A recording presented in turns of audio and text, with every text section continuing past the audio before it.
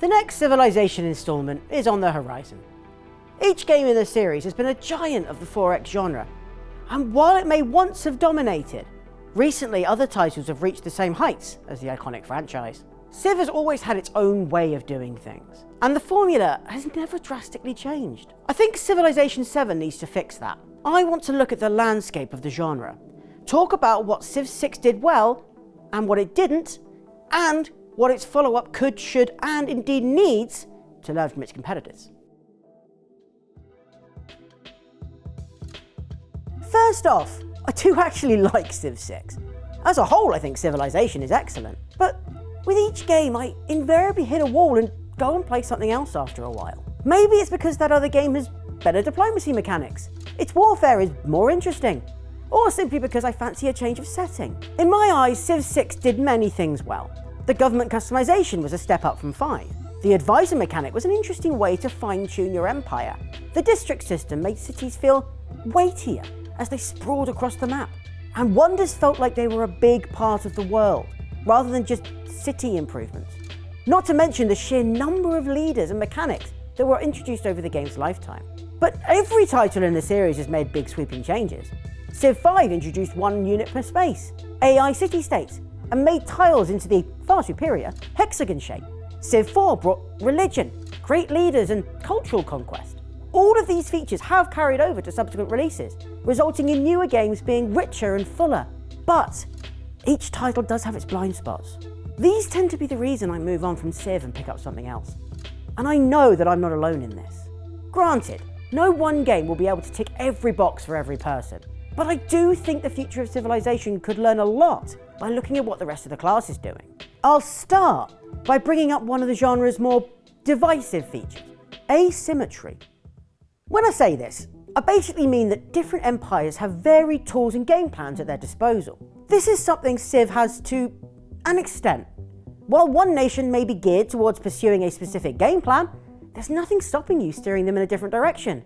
Some leaders may have unique mechanics tied to them, be that coupes starting in the ocean, Lady Six Guy's city grouping incentive, or Ludwig's reckless abandon of wonders. But these only impact one part of the game. Fundamentally, any player can pursue any victory condition, build any wonder, research any tech, and access any improvement aside from the Empire-specific ones. This puts players on a relatively level playing field, sure, but it's not the only way to do things. One franchise that goes hard on separating their factions is Amplitude's Endless series. Whether you're looking at space or legend, one of the defining features is its empire asymmetry. Each faction demands a different approach entirely. Take the Necrophages in Endless Legend. While other players might get food resources through building farms, they fuel their empire by feeding on defeated enemy armies. This essentially forces a player into an aggressive playstyle. The Necrophages also can't engage in diplomacy with other leaders. Quite frankly, I don't blame the other factions either. This is certainly drastic, but it makes any match against these lot pretty interesting. It gives each playable race a real sense of purpose. And it comes with another advantage: warfare. Every nation has differing units, strengths and strategies that need to be utilised. Going to war in Civilization is a slog. Every player will just build the same units, and victory will come from a numerical or technological advantage, which might not be all that engaging. Well, compared to an asymmetric model anyway. I only need to reference Warhammer 40k Gladius, Relics of War, to demonstrate this. Yep, literally has war in the title twice, so you know it's the main focus. But it works because every faction is unique. The benefits of asymmetry are definitely apparent, but let's be honest, Civ isn't going to go to those extents now, is it? And personally, I don't think it would suit it. Part of the game's enjoyment is going against the current whilst having the same tool as your opponents. But there is a way to make asymmetry work without changing the foundations. Look at Stellaris. Just like Civ, every empire you play is, at its core, identical. They research the same tech, build the same units, and utilise the same resources. But with just a few alterations, you can make a group of diplomatic humans into a hyper-capitalist megacore, or a machine hive mind, or a race of planet-eating rock people. You have that choice, and you are in control. This is the type of thing that I think would suit Civilization. Not as dramatic, but a few changes you can make to your favourite empire that lets them play out in different ways. I think that would work well. talking of Endless and Stellaris, that brings me on to something that's a defining feature of other recent titles that Civ has never embraced.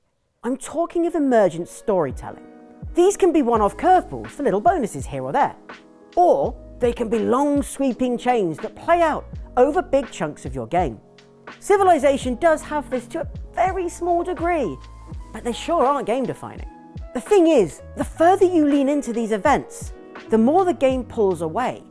Take Crusader Kings 3, a grand strategy, not 4X, yes, but its heavy use of events means that at a point, it starts to feel like a role-playing game above all else.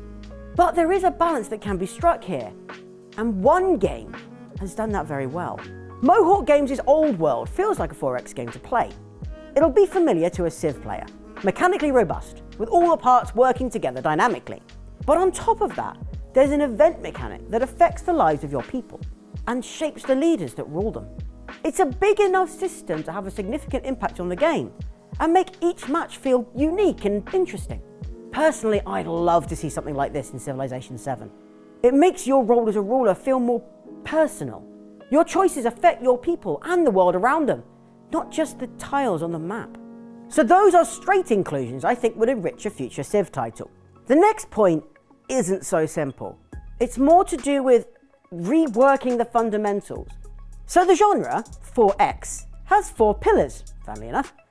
Explore, expand, exploit, and exterminate. Oh, I get it now. Cool. Anyway, if you think of how that plays out in most games, you'll explore the early game and expand. Then you'll exploit the world and its resources. You'll reach a point where everything's been explored. You've expanded all you can. You've exploited the world and your opponents. Now all that's left to do is exterminate. And that's often how the big wars start in Civ, simply because there isn't much else to do. There's a habit of restarting games before they finish because the start is just simply more engaging. Now there are simple fixes to this in theory. Adding in a new world which spawns no players, for instance, which would give a reset on those pillars in the mid-game. But this would also just be delaying the inevitable late-game stalemate, rather than actually solving it. Now this isn't just a Civ problem. Every 4X game has this. The events I mentioned can add a few curveballs in to mix things up, but Civilization has its own method of doing this, which I actually think is quite smart. While you may have physically explored the map, you'll later scour it again with archaeologists. You'll have expanded your physical borders, but you can then expand the sway of your religion or culture. Your lands may be exploited conventionally, but you can always go further with wonders or districts. The trouble is, some of these systems just aren't very engaging. It feels great to discover new landmarks in the ancient era. Travelling the world again with an archaeologist a few centuries later is just not very interesting. It's like history at school. Going forward, I'd like to see these sorts of things fleshed out. It's not about having more mechanics, but better thought out ones. Ways to bring those fundamentals back into the mid and late game. But doing that alone would be, in my eyes, playing it safe. I think the next game in the series really needs to think outside the box. Civ 6 was the safest game in the franchise, especially when you compare it to the sweeping changes between 3 and 4 and 4 and 5. The biggest developments in this genre come when someone steps off the beaten path. Sometimes it works. Just look at Age of Wonders Planetfall, which is almost unrecognizable compared to the mainline series. But sometimes it doesn't. Humankind's Changing Civilization sounded great on paper, but the result was leading an empire with no real identity.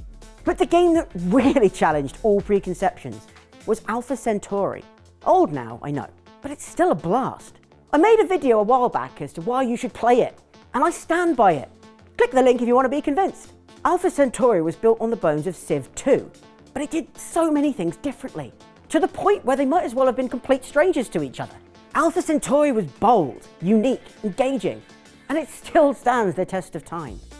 If Firaxis want to play it safe, they simply build on the last game, but then all you get is Civ 6+1. Features popularised by other games would make the game feel like a departure from its predecessors. And sure, these changes might be divisive, but then again, what Civilization title doesn't split the fan base? People still champion older games because they did things in a way that appealed to them. And you only get that if you do something bold and different. The devs had a great thing with 6. Civilization 7 cannot and should not take that same formula and build on top of it. That's just how a series becomes stagnant. I really do hope that they go a bit wild with the series. Rather than just reinvigorating what we already have, I want them to give us something we've never seen before. Once upon a time, the Civilization name stood as the definitive 4X experience. But things have changed. There are plenty of other games now, and some of them are really damn good. Not to mention there are 2 historical 4X games waiting in the wings, with big publishers behind them. Millennia has the backing of Paradox, and ARA History Untold has Microsoft's billions in support. These both look like they could be something really special.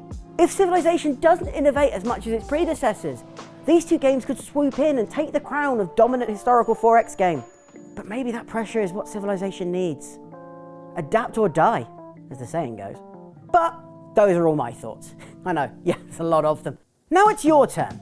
I'd love to hear your hopes and expectations for the future of the Civilization franchise, and which other games you'd like to see them take ideas from. In the meantime, all we can do is wait to hear more about what direction Firaxis takes the game in. Wait and wait and wait and wait and wait.